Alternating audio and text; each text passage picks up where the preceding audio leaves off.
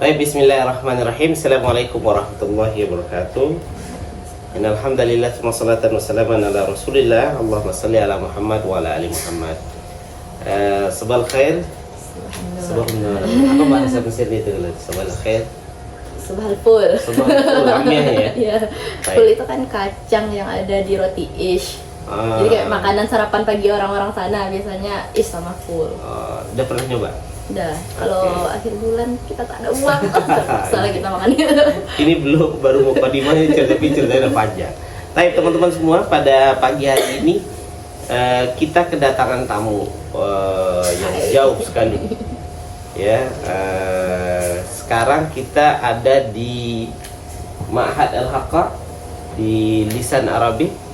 Jadi Ma'had Al-Haqqah ini adalah sebuah tempat belajar tentang bahasa Arab, kemudian dirasa Islamiyah wa hifdzul Quran, dan kemudian salah satu unitnya juga di tempat yang sama kita juga menyelenggarakan program daurah bahasa Arab dan persiapan tes ke Timur Tengah.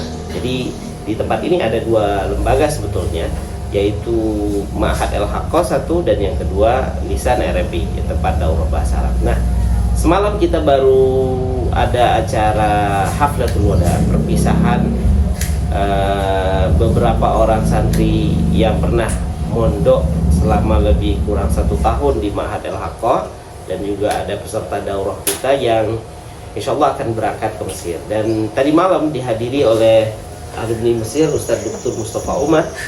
Dan kemudian saya tiba-tiba dikagetkan oleh seorang yang datang, yaitu Nabila Mulia Fakhir, ya, orang Ocu, ya, Ocu Tulen dari bahasa Pikumbua, ya. Nah, jadi Nabila ini sekarang tercatat sebagai mahasiswa di Al-Azhar University di Mesir dan pulang lagi liburan semester dan mau lebaran di Indonesia, ya. Dan kemudian Nabila jurusan apa, Nabi? Syariah Islamiyah. Syariah Islamiyah. Jadi saya kenalkan dulu. Ini namanya Nabila. Nabila dulu dia mondoknya di mana? Padang. Arisalah, SMP SMA-nya. SMA Arisalah Padang 6 tahun. Sekitar 6 tahun. Lalu kemudian waktu persiapan tes ke Timur Tengah, Nabila ikut program di Lisan Arabic, kemudian pernah ngikut di beberapa sesi di Ma'had Al-Haqqah sebelum beliau berangkat ke Mesir. Kita mau kenalan dulu sama Nabila ini. Nabila aslinya dari mana nih? Aslinya di sini, Pak.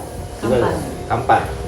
Kampar, ya. Kampar. Kemudian sebelum ARTBS dari sini. Terus setelah tamat SD baru berangkat ke Arisalah Padang. Terus lanjut di Arisalah. Keenakan lanjut Di SMA. MA. Jurusan apa di situ? Timur Tengah. Kalau Siapa? di MAN biasanya orang bilangnya AG, agama. Oh, atau gitu. keagamaan. Tapi kalau di Arisalah namanya Timur Tengah, jurusan Timur Tengah. Oke, boleh nggak Nabila cerita sedikit tentang kok Nabila bisa ikut program daurah persiapan ke Timur Tengah di Lisan Arabic, kemudian pernah belajar juga di Ma'had Al-Haqqah. Padahal Nabila kan jurusan Timur Tengah sendiri di Arisalah. Gimana ceritanya? Izin perkenalan dulu, Pak. Oh, ya, boleh banget. IG-nya pun sendiri boleh di. Jangan lupa follow ya, Nabila Mulia Faira. Ya, jadi teman-teman, perkenalkan sebelumnya, nama Ana Nabila Mulia Faira. Biasa dipanggil Nabila kalau di Mesir, kalau di rumah orang-orang panggilnya Fira biasanya. Pernah bersekolah di Arisalah Islamic Boarding School di Padang, kemudian melanjutkan kuliah di Al-Azhar University, jurusan Syariah Islamiyah. Pertama kali kenal lisan Arabic itu dari ustazah yang ngajar di Arisalah. Kebetulan waktu itu udah 3 MA kan, Pak. Jadi pas udah 3 MA itu kan kita udah ancang-ancang nih mau kuliah kemana, tapi bingung persiapannya gimana karena ngerasa belum cukup nih apa yang didapat dari Arisalah gitu kan. Musik yang mikrofon itu. Ada. Nah terus kan karena ngerasa kurang nih persiapan buat tes karena peminat yang ke Mesir ini kan Masya Allah banyak terus tuh dari tahun ke tahun. Nah ustazah yang kebetulan dekat ini juga beliau guru bahasa Arab di Arisalah. Nah nyaranin ini ada kenalan ustazah. Nah, dasar kan pulang tuh, abis tamat pulang daftar, ternyata cerita-cerita banyak kaitan dengan Pak Hamdan, ada teman ayah tuh gitu kan. Jadi udah ngerasa enjoy aja dulu tuh sebelum masuk lisan Arabik. Ya udah masuk, awalnya kan ikut lisan Arabik aja, daurah Timur Tengah. Kita tes tuh di sini segala hal dibantu tuh persiapannya. Sama dulu ada Kak Fajrin juga. Ingat banget tuh dulu kita di rumah Pak Hamdan dibagi-bagi tuh kan ujiannya per sesi. Ngadu lah Ustadz, laptop Ana nggak bisa nih servernya dia. Jadi kita waktu itu kalau tes ke Al-Azhar itu ada server yang harus di download di laptop itu, tapi kebetulan laptop Ana nggak bisa, nggak kuat gitu kan. Akhirnya sama beliau ini dicariin laptop, dipinjamin laptop ke guru SD apa waktu itu, dicariin lightingnya, disiapin segala halnya, mikrofonnya, biar apa, kita kayak setidaknya kita itu nggak salah di strategi, jadi kita tuh udah matang di strategi, walaupun nanti kalau misalnya auzubillah hasilnya tidak memuaskan, kita nggak kecewa karena kita udah memaksimalkan preparation. Kalau ini gimana Nabila? Kan Nabila udah jurusannya di keagamaan. Pertanyaan mendasar, kenapa masih nanya sama Ustazah Nila tentang persiapan? Kan sudah cukup lama persiapannya. Karena apa masih di Arisalah kan kita kan belajar itu per apa sih, kayak kurikul apa sih Pak, kayak pembagian per semesternya itu. Nah, kita tuh belajar 6 tahun gitu kan, 6 tahun di sana. Tapi itu kayak mencar-mencar gitu loh, ini nggak ingat lagi ini. Jadi di lisan Arabik itu kita diajarin pemetaan gitu. Jadi pelajaran yang kita pelajari selama 6 semester dirangkum dalam 15 menit dalam pemetaan gitu. Jadi ini bukan hoax ya? Bukan, serius. Jadi kayak sampai sekarang kita masih bawa pemetaan itu ke Mesir bahkan. Karena kita tuh ada dikasih kayak pocket book gitu kan. Kita masih bawa tuh ke Mesir. Oke, berarti gini ya. Sebetulnya apakah modal di pesantren 6 tahun itu sebetulnya cukup. Ya? Tapi menjadi masalahnya itu adalah karena itu udah dipelajari sekian lama, masih ngawang gitu. Ngawang. Kemudian juga di pesantren kan cara belajarnya kan dicicil ya. Sedangkan kita harus mereview semua pelajaran itu di ini. Nah, ketika daurah itu tadi yang menariknya itu dikasih mapping ya. Namanya mapping. Mapping ya. Jadi mereka itu diajarin mapping di sini gitu ya. Dan yang 6 tahun itu bisa diringkas berapa lama? 15 menit. 15 menit gitu ya. Itu kita cuman bahasnya pas malam-malam sebelum akhir jam. Jadi kita itu selama daurah Timur Tengah semakin lama semakin lama waktu belajar itu semakin naik jam belajarnya iya, gitu. benar. Yang awalnya kita cuma pulang ke asrama jam 10, habis itu kan bulan puasa itu taraweh, terus habis taraweh kita lanjut bentar. Nah, naik jam 11, naik jam 12, bahkan waktu itu pernah jam terakhir jam setengah 1 kita baru balik ke asrama karena seasik itu gitu, nggak ngebosanin gitu. Baik, bismillah, kita ulang lagi ya. Bukan diulang, dilanjut ya, karena tadi ada yang terputus karena masalah teknis. Maklum ini studionya di luar ruangan. Tadi kita sampai pada sesi dimana ternyata ketika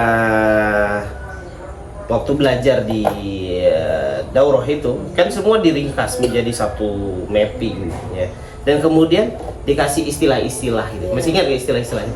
Umur minas sorfi, itu isim yang tegar, dia nggak pernah termasuk juga nanti dengan ini ya, berarti karena teman-teman yang diajarkan di sini ketika tes itu mereka dibahas dulu. Karena kita coba komparasi ya, waktu itu kita juga tanya ke berbagai macam lembaga, mereka banyak bahas soal. Tapi ada satu yang selalu saya sampaikan nanti, antum pinter gitu ya, tapi yang bikin soal jauh lebih pinter daripada Anda. Ingat gak kata-kata itu? Nah, oleh karena itu yang kita bahas satu bahasan soalnya, maka kita bahas apa kaedahnya. Nah, untuk bisa mensiasati pada saat itu kita bikinkan sebuah cara bagaimana anak-anak ini bisa menguasai istilah-istilah itu dengan cepat gitu.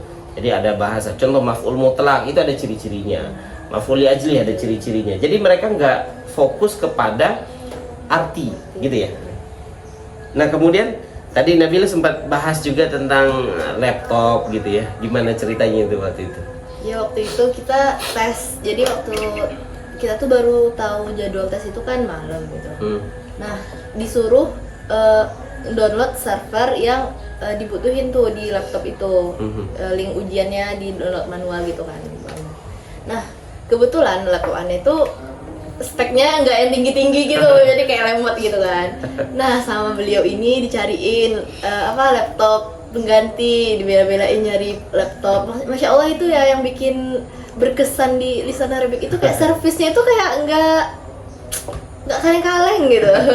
Dicariin laptop sampai laptop ada teknisi yang didatangkan. Iya, didatangkan teknisi sampai Pak Hamdan bilang ini, kalau misalnya ada yang curang gimana gitu kan, kata Pak Hamdan. Terus teknisinya bilang ini nggak bakal ada yang curang karena orang yang bikin server ini udah memperkirakan sematang mungkin peluang kecurangan, bahkan output yang diinjeksi ke dalam laptop aja nggak bisa, bakal ketahuan, nggak bakal diterima gitu, saking ketatnya seleksi ini gitu kan. Berarti pada saat itu teman-teman itu pada pikirannya cuma satu, gimana cara jawab soal gitu. Untuk teknis pikiran kita cuma satu, lulus dengan bisa menjawab apa yang disajikan gitu. Untuk teknis nggak usah pikir. Iya, nggak usah pikir gitu. Karena kita juga di sini kan diajarkan yang kayak Pak Hamdan bilang itu, kita tuh setidaknya nggak kalah di strategi lah gitu. Kita punya strategi segimana mungkin dengan soal yang ada, dengan waktunya singkat banget. Berapa? 45 menit? 45 ya Pak? 45 menit dengan 50 soal. Kalau nggak salah ya, 45 menit. Dan kita itu kayak strateginya itu kan ntar ada itu soal yang kiroah, ada soal qawaid, ada kitabah kayak gitu kan. Nah, kita itu emang berfokus di qawaid karena yang kiroah ini kayaknya nggak bakal kebaca dengan sisa waktu yang segitu. Jadi kita bermainnya tuh di qawaid. Kalau misalnya nilai kita mencapai rata-rata, insya Allah lulus gitu kan. Makanya nilainya tuh lapih makan kalau bahasa Minang. Tapi alhamdulillah gitu kan. Jadi saya ceritakan nih sama teman-teman. Emang ada yang perlu kami sampaikan bahwa ini nggak apa-apa dipublish juga, bukan juga menjadi rahasia umum gitu ya. Pertama adalah banyak orang ketika daurah-daurah persiapan Timur Tengah mereka bahas soal. Itu iya, tapi kan kita paling bahas soal udah belakangan gitu. Yang sangat terpenting adalah bagaimana anak-anak ini menguasai secara kawaidnya dengan cepat. Kunci-kuncinya dengan cepat ya. Gitu. Nah, itu yang paling cepat banget. Itu yang saya bongkar deh strateginya di sini gitu ya. Karena banyak orang ngira bahwa kita kasih tunjuk ya. Tapi pada dasarnya saya ingin sampaikan bahwa mereka ini diajarkan pada saat itu untuk menguasai qawaid secara matang, kemudian bermain di strategi. Apa strateginya? Soal itu masih ingat gak? Ada dibagi 3 kategori. Ada mufrodat, ada qawaid tarakib, ada kiroah gitu ya. Nah, nilai dari qawaid dan mufrodat ini 20-20 kali 2 80. Kemudian ini kiroah ada 10 kali 2 berarti 20, berarti totalnya 100 gitu ya. Ambang batas waktu angkatannya Nabila ini adalah 65. Jadi kami bikin strateginya gini. Waktu 45 menit. Jadi 45 menit pertama adalah mereka para peserta jangan dikasih pusing dengan teknologi. Karena maklum anak pesantren keluar dari penjara suci gitu ya. Gak pegang laptop, gak boleh pegang HP. Dan saya bilang bahwa bukan banyak anak-anak yang gak pinter dari sisi bahasa Arabnya, namun menjadi masalahnya itu adalah banyak anak-anak yang gaptek ya. Teman anak bahkan udah kalang kabut dulu, jadi kayak udah gak semangat. Gitu. Dia pinter banget, Masya Allah. Dia tuh di pondok juara tuh Pak Hamdan, juara 3 besar selalu tuh. Tapi ternyata dia nggak lulus, bukan nggak lulus, nggak jadi tes malah karena dia udah pusing duluan karena laptop anak nggak bisa nge-upload ininya, download ininya gitu. Jadi kan sangat disayangkan gitu kan, karena kayak kita punya kesempatan, kita punya peluang, kita punya potensi, punya skill, tapi karena masalah teknis ya nggak jadi gitu kan. Berarti ini yang harus dipegang oleh teman-teman ini kan besok akan ada lagi di tes ini. Yang pertama, peserta itu jangan pernah dipusingkan dengan teknologi. Bahkan jaminan kami di sini adalah kami datang kita punya satu lembaga, ini kita baru launching insya Allah di Ramadan ini, namanya Elfamos. Tapi cikal bakalnya udah pada saat itu tuh. Elfamos ini adalah sebuah server yang bikin server. Jadi kita bikin perusahaan bergerak di bidang aplikasi. Nanti kalau bisa dipromo juga itu aplikasi tahfiz, bagaimana cara menghafal Quran mengurangi ketergantungan pada guru tahfiz yang bagus. Nah itu kita undang tuh Yura, Ivi yang nanya, itu bukan saya. Ivi nanya gini, Bang gimana cara mencurangi ini Bang? Oh iya Ivi yang dia kan plus. Pada saat itu Ivi bilang, gimana cara curangnya? Bilang, ini pas dilihat oleh Yura itu pakar IT di kita itu, dia bilang bahwasanya ini nggak bisa dicurangin. Kalian kalau mau lulus ya cuma satu aja kuncinya, pinter gitu aja. Kalau mencurang ini nggak bisa, gitu. Karena ini sudah di slot aja knopnya sudah. Terus harus ada ngezoom, kamera depan belakang dan segala macam. Dari samping, depan, belakang. Harus 3 kamera, harus 3 HP kita standby. Nah, lalu kemudian pada saat itu kita kasih jaminan anak-anak adalah softwarenya oke, dan kemudian laptop itu menjadi masalah besar. Ya, Jadi masalah laptopnya. Tapi sekarang handphone udah ganti.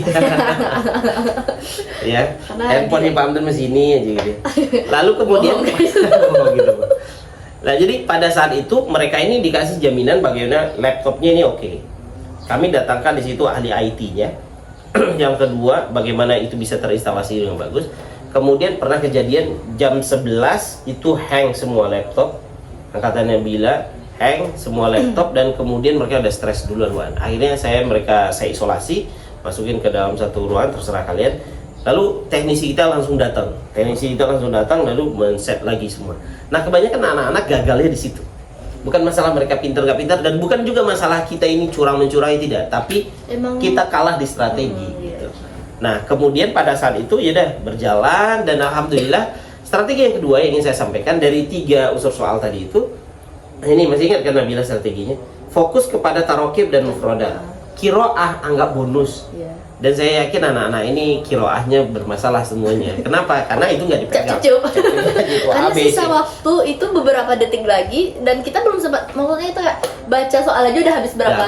Apalagi fahmul makruknya. Iya, apalagi fahmul makruknya. Ini yang ditanya kayak teks itu ceritain tentang apa gitu kan. Ya. Jadi dibagi itunya. Kan tarokibnya 20 kali 2 40. Kemudian mufrodat 20 kali 2 80 ya, 80. Ambang batasnya 65. Dari 65 awalnya 55. Enggak, 65 diturunin setelah diprotes. Iya. Lalu pada saat 65 kami, saya bongkar rahasia. Kami hitung berapa jumlah yang harus lulus gitu ya.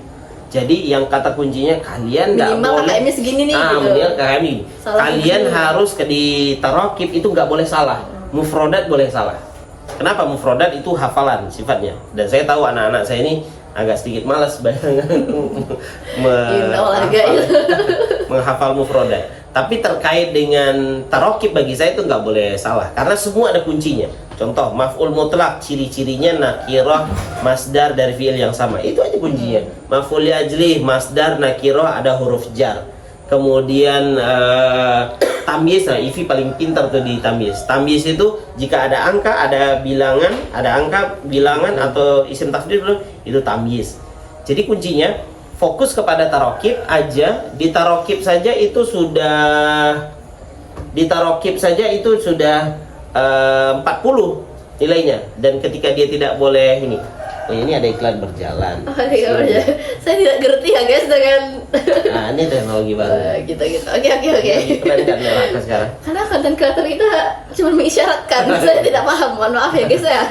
Jadi ada 40 soal, berarti kalau dia 20 soal, kalau dia sudah benar itu nilainya sudah 40. Maka di mufrodat lagi, maka targetannya adalah mereka cukup 20 sudah banyak. 10 aja itu sudah berapa? 10 kali 10 20, 40, baru 60, 15 wajib lulus. Dan itu dilakukan oleh anak-anak saya, sehingga mereka itu nilainya 66, Sirani 66. Batasnya 65. Kalau satu aja dia itu nggak lulus dia, kan dia kali 2, nggak mungkin juga gitu. Iya. Akhirnya apa yang terjadi? Lulus dengan angka 66. Padahal pada saat itu ambang batasnya 65. Akhirnya mereka senang banget lulus dengan nilai pas-pasan. Lalu pada saat itu banyak pesantren-pesantren yang demo ke Jakarta. Ya, karena nggak logis aja gitu. Logis, nilainya terlalu karena, tinggi. Dengan waktu yang 50 menit, 45 menit 50 soal, nggak mungkin banyak orang. Akhirnya diturunkan jadi berapa? 55. Jadi 5. Nah, yang menariknya dari cerita yang tadi, ada anak pesantren yang 8 orang keluar itu, dan tak satu pun yang lulus. Pas ditanya, kalian belajar apa sih di situ? Belajarnya bahas soal doang. Ternyata segala sesuatu harus ada strateginya. Nah ini keyword ya. Ya itu yang paling Anda ingat tuh kayak Pak Hamdan bilang kita tuh nggak boleh kalah di strategi. Kalau misalnya kita emang udah gagal dalam hasilnya entar, tapi kita nggak nyesal karena kita mempersiapkannya dengan matang gitu loh. Dan mereka belajar sampai jam 1 malam. Dan ini bukan, dan jam 1 malam itu setiap hari. Siangnya mereka belajar lagi, siang masih belajar kan. Siang mereka belajar, kemudian pagi mereka belajar. Kemudian saya paling ingat tuh, masih ingat nggak? Aktif makan mie rebus pakai gayung. Aktif sama si Rido. Nah, sampai segitunya mereka berjuang betul-betul. Makannya di kelas. Makannya di kelas. Karena ya. bahkan semuanya dipindahin ke kelas tuh. Semua dipindahin ke kelas. Lalu kemudian pada saat mereka tuh belajar, strategi yang sangat penting. Jadi kalau kayak berperang, saya pernah membuat sebuah analoginya. Saya pernah nonton film kolosal Cina, kungfu. Itu dari tentara sini dia kekurangan anak panah. Dari tentara sini itu senjatanya banyak. Lalu kemudian dia berperang di lautan, lalu kabut asap tinggi gitu. Akhirnya cuma satu orang aja berlayar, satu pakar strategi perangnya berlayar dengan membawa berbagai macam kapal, tapi tidak ada orang, tapi dipasang di setiap kapal dipasang jerami. Akhirnya kemudian ditembakkan satu atau berapa buah anak panah, akhirnya terpancinglah lawan, dipanah semua. Dan tahu nggak teman-teman, anak panah yang dilemparkan dari musuhnya ini itu ndak nancep ke ini dan ndak merusak. Kenapa? Dia dimasuknya di jerami. Setelah selesai semua, kok nggak ada balasan ya? Ya udah kapalnya mundur lagi. Kapal mundur dengan membawa segudang anak panah. Ya udah dibalikin, mereka udah habis senjata. Nah ini saya terinspirasi dari film ini. Saya bilang sama anak-anak, kalian harus menang di strategi. Jadi strategi ini yang mahal sebetulnya. Dan bagaimana caranya biar bisa lulus gitu. Tapi Ana ya, yang sampai saat ini masih Ana pegang tuh saat mungkin kalau masih ingat Ustadz pernah bilang itu kata-kata yang paling Ana bawa tuh sampai masih Ana masih bawa. Penjarakan diri antum sampai antum benar-benar mendapatkan apa yang antum mau. Sampai sekarang pun kayak mau ujian. Kita kan kalau misalnya masih itu kan banyak tuh godaannya, mau pergi main lah, pergi apalah sama teman-teman, organisasi ini belum kelar nih, sedangkan ujian udah mepet nih gitu kan. Ya udah gitu kayak ya udah dulu Pak Hamdan pernah bilang tuh penjaraan kita emang harus ada sesuatu yang kita relakan, harus ada sesuatu yang kita korbankan. Bahkan dulu kita kayak Pak Hamdan kita izin ya mau keluar mau jajan, penjarakan diri antum. Itu sampai kayak sampai udah hafal gitu. Apa ini juga kayak kak itu izin pasti nanti kena kata-kata itu lagi tuh kata kakak ini. Tapi kan diajak jalan-jalan juga. Iya. Dan mereka ini itu benar tuh kata-kata yang selalu saya tanamkan sama anak-anak bahwa kalian pengen ke Mesir, pengen ke Timur Tengah, iya. Satu caranya, penjarakan diri antum sampai tes aja, sampai nama antum tercantum di papan tulis itu. Kalau setelah itu kalian mau jalan kemana saja terserah kalian. Tapi kalau seandainya kalian gagal, maka selama kalian pergi kalian akan menyesal. Karena ada kawan kita satu tuh yang mungkin, jadi mereka tinggal 5, 2 nggak lulus. 5 Pak, ini 7. Iya ini tuh awalnya. Mereka awalnya 7 orang, lulus 5 orang, 2 gagal. Dan 2 gagal salah satunya itu merasakan down banget. Dan akhirnya satu lagi dia semangat tinggi si Ivi, dia ikut tes lagi, akhirnya dia lulus juga. Insya Allah berangkat tahun ini. Insya Allah bulan depan. Bulan depan dia berangkat. Jadi kata kuncinya gitu. Memang sebelum ada kepastian lulus, nah Ahmad dengerin nih Ahmad baik-baik. Ente mau ke mana? Qatar. Jadi sebelum ente nyampe nama ente di Qatar itu, ente harus penjarakan. Main bola, futsal dan segala macam, penjarakan dulu. Tapi kalau udah nyampe di Qatar nanti ente main bola lah tadi sama siapa yang udah pindah itu man? Ronaldo. Mainlah ente di situ. Tapi sebelum itu ente harus penjarakan diri ente. Wajib belajar gitu. Karena seberpengaruh itu, kalau misalnya kita turutin keinginan kita tetap keluar waktu itu, mungkin kita nggak ada di sana sekarang. Iya. Ya. Karena kayak ya kenapa ya kemarin nggak dimaksimalin, ya, kita punya waktu gitu kan. Nanti itu dibawa mas kan? Iya masih. Masya Allah, berkah Allah. Ajas lagi. Nah kemudian Nabila, ini kan kita cerita tentang bagaimana persiapannya dan segala macamnya. Dan sekarang saking dia senangnya, Dan Nabila ini dengan megang kata-kata tadi itu, dia adalah seorang guide-nya Ustazah Oki Setiana Dewi. Itu gimana ceritanya itu bisa dampingin Uma Oki keliling Mesir? Anak semester berapa waktu itu? Semester 1. Seharusnya kan yang dibawa itu senior-seniornya gitu ya. Ini kenapa Nabila dibawa? Karena waktu itu kita kan oh iya ada Umi Rashid waktu itu, terus bilang kayak gini, kalian mau ketemu Ustazah Oki nggak gitu kan? Oh boleh Umi, kayak silaturahim kan, cerita-cerita. Pergilah kita tuh malamnya ke hotelnya gitu kan. Nah tiba-tiba suaminya beliau bilang, besok kita ke itu yuk, ke piramid yuk gitu kan. Tapi di antara semua itu yang baru pernah ke piramid itu Ana sendiri gitu. Jadi kayak tapi kita nggak tahu ini jalannya. Itu Ana bilang kayak gini, bisa kok Ustaz kalau kita mau pakai kereta, tapi kayak tidak mungkin kan bawa kereta gitu kan. Jadinya ya udah mereka nyewa shuttle bus. Ya udah tuh ntar kita tapi waktu itu kita nyusulnya pakai gokar. Jadi mereka udah duluan, kita nyusul tuh di belakang. Ya udah karena alhamdulillah sebelumnya udah pernah kesana juga kan, bareng teman-teman, bareng senior, ya sedikit tidaknya tahu lah. Setidaknya tempat hamamnya tahu, apa ya tahu gitu kan. Jadi pada dasarnya kalau udah nyampe di satu tempat, nah keliling dulu. Keliling dulu biar bisa jadi. Tahu nggak kemarin Ustazah Oki itu juga belajar sama kita? Oh iya. Belajar sama kita 3 hari, dan statement beliau juga sama. Ke Jakarta. Ke rumahnya 3 hari lamanya. Jadi beliau belajar bahasa Arab juga sama kita, dan karena beliau itu semangat belajar. Semangat belajar nih. Beliau dari muhadasanya jago banget. Tapi dari baca kitabnya blank ya. Ini koinnya maf'ul mutlak itu apa? Fa'il itu apa gitu. Kalau tahadusnya itu bagus karena dia interaksi sama orang. Pernah sempat kepo juga tuh beliau kan, nanya itu Nabila di mana itunya, terus ada jawab kan sebelum kami kesini kami ada ini Uma. Oh iya, makanya waktu itu langsung endorsan dari ya Fikol ya. Fikol. Akhirnya beliau jadi belajar. Ditanya-tanya tuh Nabila kalau di sana belajarnya gimana gitu. Beliau nanya.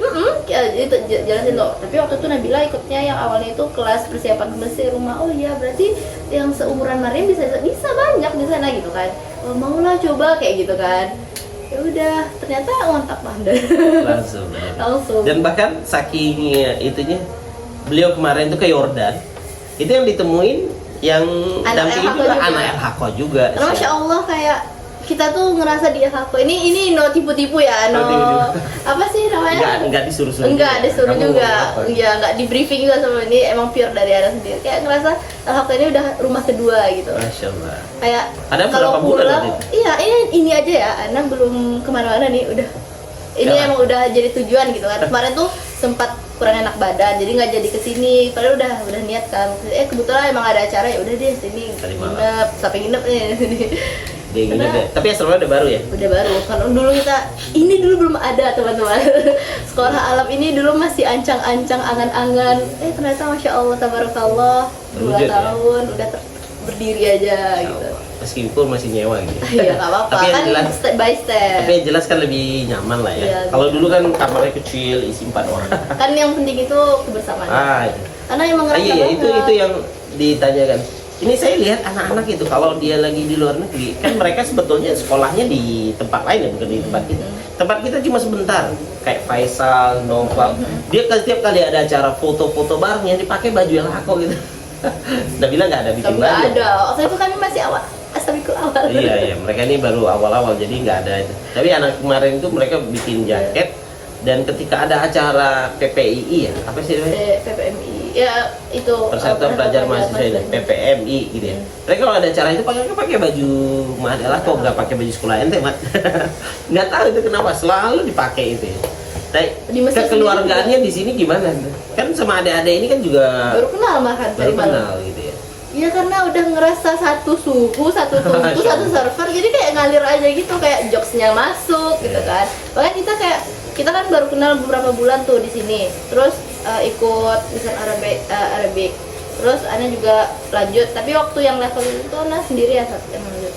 Iya, siapa ini? Maksudnya yang anak Sinteng sendiri kan.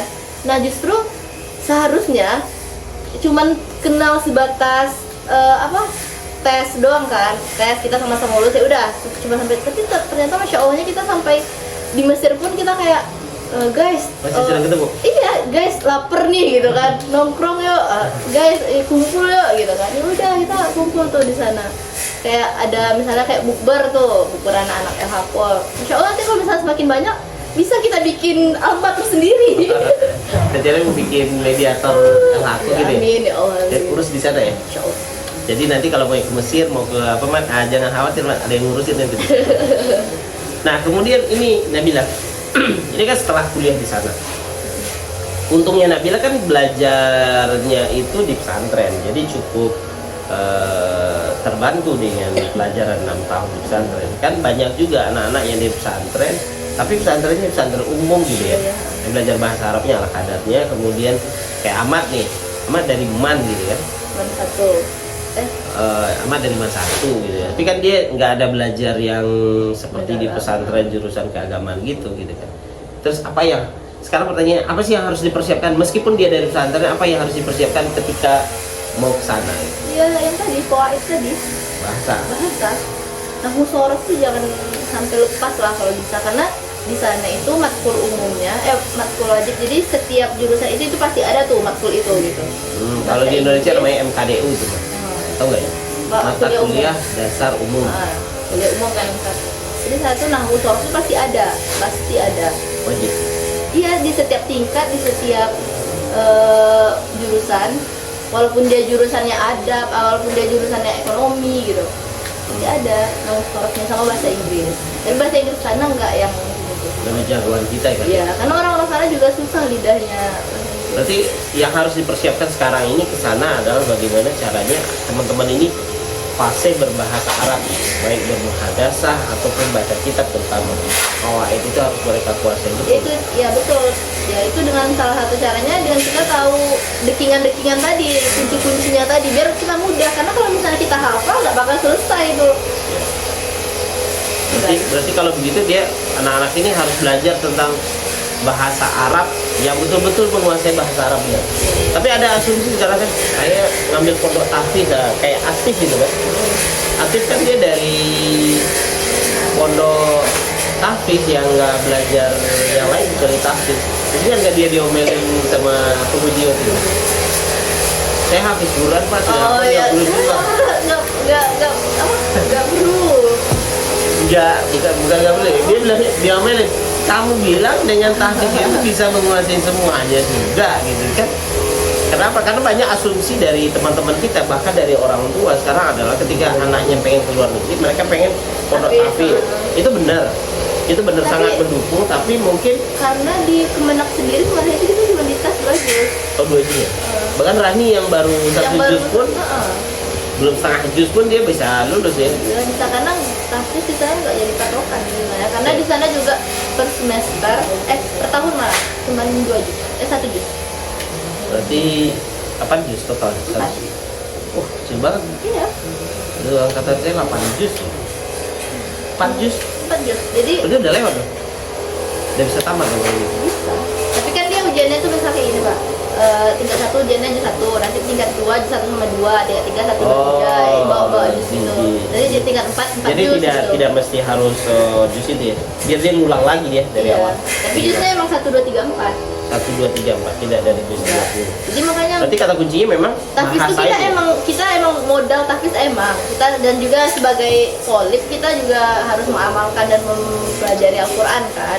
Tapi ya kita harus punya pegangan lain juga, nggak bisa berpatokan cuman punya tahfiz doang, nggak bisa. Karena bahasa Arab itu seperti ini sebenarnya. Kunci. Jadi antum nggak bisa masuk Kunci ke saya BTW ya. Kunci mobil dia nih, kunci mobil saya mana nih?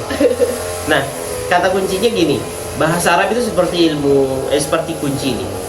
Jadi kalau seandainya antum pegang kunci ini, antum bisa masuk ke mana aja. Tapi kalau seandainya antum nggak menguasai kuncinya ini menjadi masalah gitu.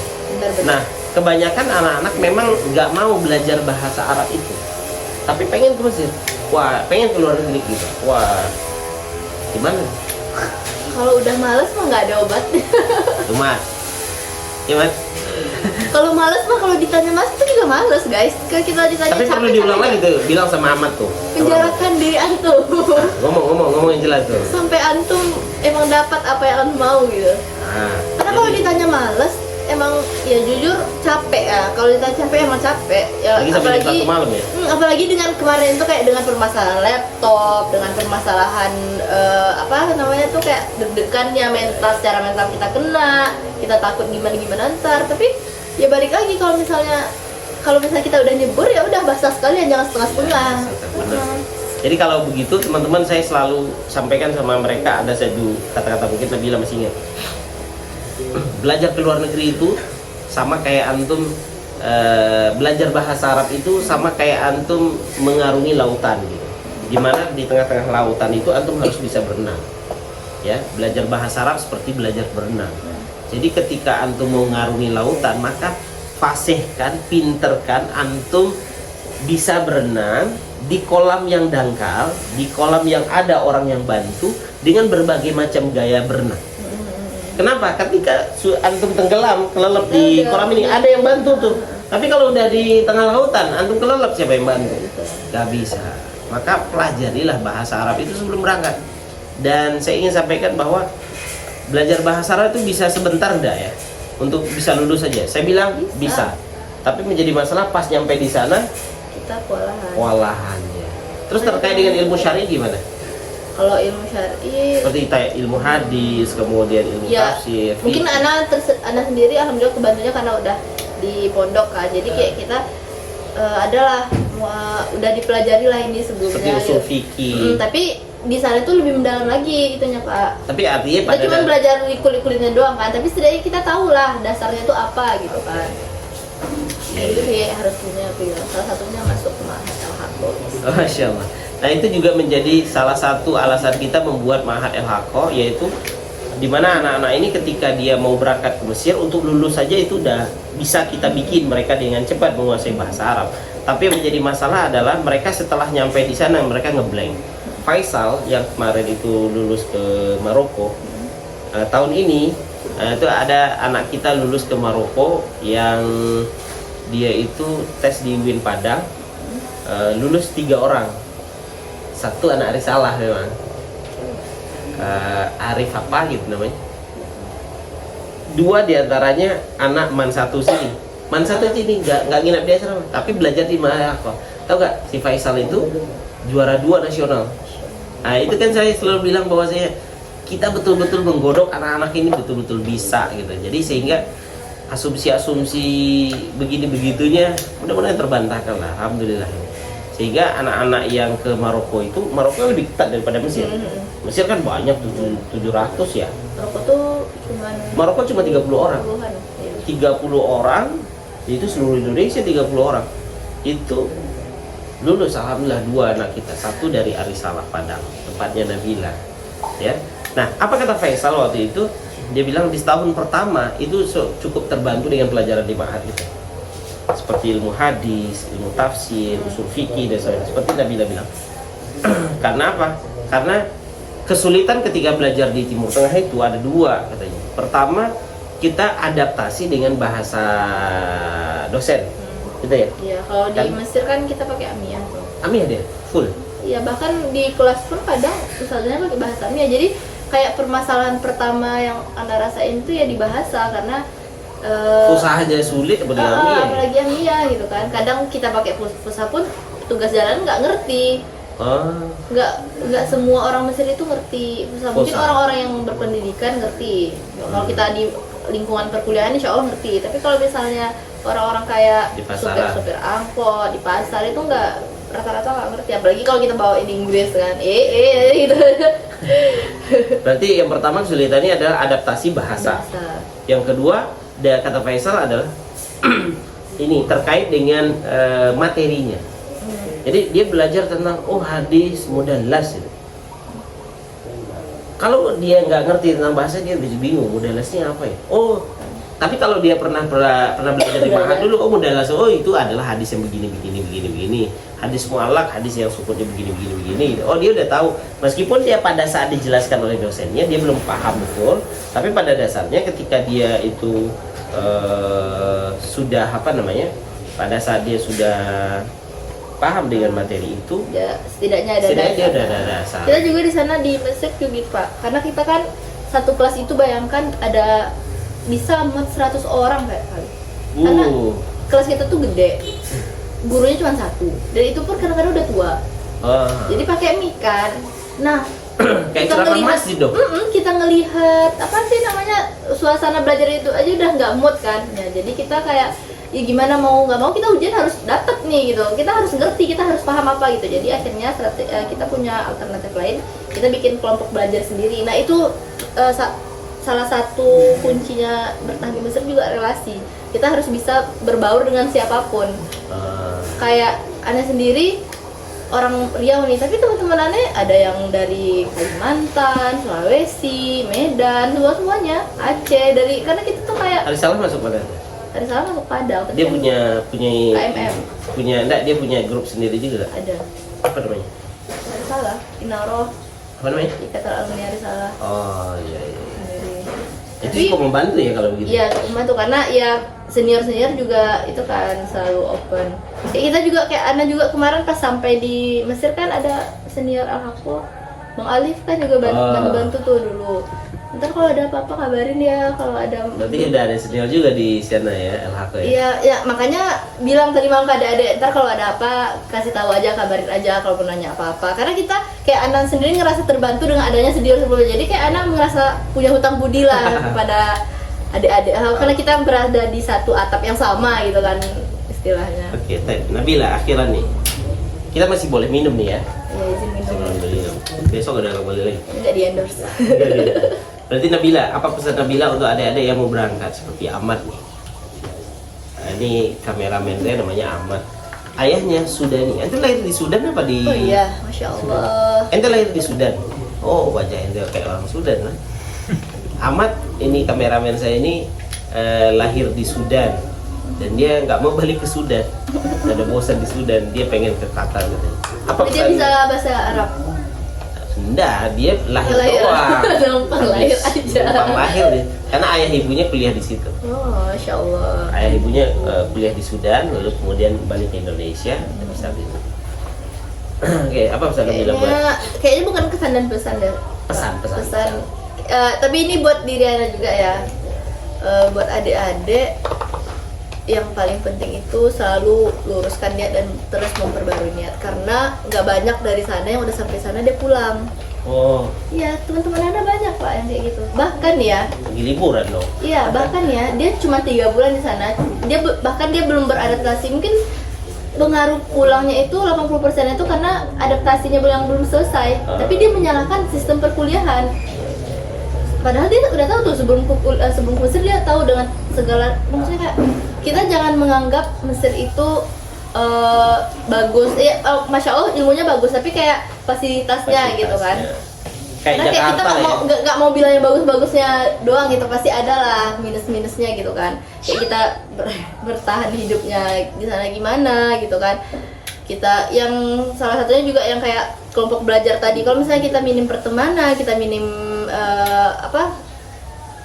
relasi, kita bakal kesulitan sendiri minta tolong ke siapa, atau kalau nggak ngerti mau nanya ke siapa. Nah teman Ana itu dia nyalahin sistem perkuliahan gitu Pak, dia bilang kayak Ana nggak bisa kuliah dengan kayak gini, padahal dia udah tahu tuh sebelum kuliah kalau dia nggak bisa ngapain dia ngambil itu gitu kan, dia udah tahu sistemnya kayak ini gitu kan.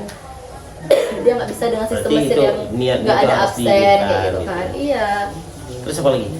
Ya perbarui niat, luruskan niat, dan tetap memegang apa yang udah kita pelajari lah di sini gitu. Jangan sampai tiba di sana ntar lepas apa yang udah kita pegang di sini. Tiba di sana bilangnya kita berleha-leha, atau tiba di sananya ya jadi nggak baik lah, jadi pribadi yang lebih menurunkan, kasihan gitu. Kita di sini udah dibentuk sedemikian rupa, kita udah dititipkan bekal-bekal yang masya Allah dari guru kita ini.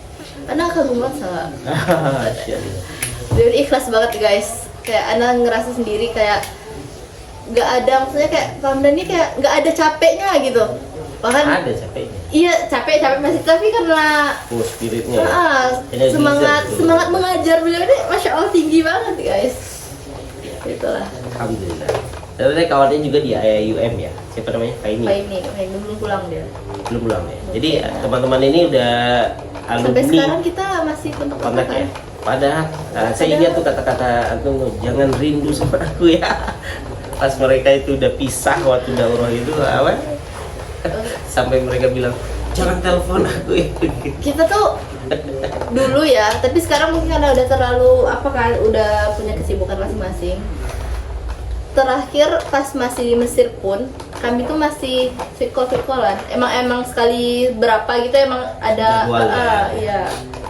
Bahkan kita sama Kak Ana sama Kak Angel pun rencananya mau ketemu nih Kak habis lebaran. Kalau Kak Feni jadi pulang nih, kalau insyaallah. Jadilah dia pulang jadi dekat. Soalnya Kak itu udah bilang, Kak Angel udah bilang insyaallah ntar kalau liburan Kak Angel ngajar kan sekarang. Jadi mereka udah tersebar di mana-mana. Ada di Yordan, di Mesir, di Sudan, di Turki, kemudian di mana nih? Maroko, ya. Malai. Di Malaysia juga ada. Baik, Nabila, terima kasih banyak atas Masih kedatangannya. juga Pak udah diundang ke kursi panas. Oh ya, tadi malam masakannya gimana? Enak nggak? Enak banget, nggak berubah dari terakhir kalian makan di Jadi sini. Jadi kita tuh setiap ada acara wadaan, Pak Amna selalu masak. Sampai dulu ingat tuh, waktu itu berasnya yang kurang. Apa ya? Waktu itu Ana mau juga bikin kayak gitu, terus diajarin ke acaranya. Terus berasnya kurang, akhirnya dititipin sama Pak Anda dan Atif. Nggak aktif ya. Waktu itu zaman-zaman Covid ya. Iya, zaman-zaman Covid. Itu kita masak emang bareng-bareng, emang Jadi ada kebiasaan di LHQ kalau jadi udah selesai daurah atau penutupan atau perpisahan, selalu masak. Yang masak saya untuk mereka. Yang masak saya untuk mereka lah. jadi kita dibagi tuh potong-potong ini, yang apa tugasnya ini gitu. Dulu ada Mubarak kan ahli Oh, itu. ahli. Sekarang dia juga ahli tuh di. Dia juga kerja di rumah makan sebenarnya. Iya, Ayahnya sering. Iya iya. Dulu dia pernah jual sate, bisa sate Padang. Oh, iyalah. Mubarak tuh kan dia emang punya itu kan, yang Iya. punya catering gitu kan. Ya, Jadi dia catering. emang udah terkenal tuh. Tapi di sana nggak Mubarak panggilannya. Siapa? Abdul. Oh, Bedul. Beda-beda. Iya. Oke, baik teman-teman, demikian sharing session kita pada pagi hari ini bersama Nabila, alumni dari Arisalah dan juga merupakan alumni dari Daurah dan Ma'had El-Haqqah. Dan kita insyaallah nanti ada programnya tahun ini selepas Ramadan. Itu tahun ini ada program untuk persiapan mereka di Timur Tengah, tapi kita lebih intensifkan lagi nanti mungkin 2 bulan karena Karena tesnya belum kemungkinan ya kayak kemarin lah. ya. Mudah-mudahan bisa mereka bagi teman-teman yang pengen ikut, silakan nanti menghubungi nomor-nomor yang ada di lisan Arabic. Sekian, terima kasih. Assalamualaikum warahmatullahi wabarakatuh. Pak Mendan anak ketinggalan nih. Kok diulang lagi gitu ya? Ada live tambahan apa tuh udah? Jadi kan kemarin pulang, jadi kita nggak bawa banyak kan. Ini ada sedikit. Apa Tapi ini? walaupun plastiknya Iya, hijau, dong. Pak Mendan aja yang besar. Jadi saya dapat hadiah, masya Pak Mendan Allah. yang setengah Azhari. Ana Ada peci nisful- Azhari dan Ana nisful kaos Azhar. Azhari. Ana nisful Azhar karena saya kuliah di Fakultas Dirasat Islamiyah wal Arabiyah. Ada barnamij ta'awud bain al-Azhar Syarif wa Jami'ah Syarif Hidayatullah. Masya Allah, ini Ini asbah topinya. Bimana asbah tu Azharian? Ya. Masya Allah. Insya Allah. Ini apa Nabila? Pas nih kepala, kok tahu kepala saya ukurannya? Gede kata Pak. Itu kami kan belajar tuh. Kita beli apa Bang buat Pak Amdan? Dia beliin kaos aja sama itu. Ya udah teman ya. Oh, Kita bareng-bareng. ukurannya tahu nggak ente? Double XL. Enggak tahu, mau tahu enggak. Itu gede banget, orang Mesir gede banget. Masya Allah. هذا هدية من طالبي أنا من معهد جامعة الأزهر الشريف. الحمد لله بارك الله فيه. Masya Allah, Masya Allah. Makasih banyak Nabila hadiahnya. Jadi itu dari Bang Alif juga. Alif. Alif. Masya Allah. Waktu kita beli oleh-oleh kan bareng. Terus Oh, bukan dia- 3, Alif, Nabila.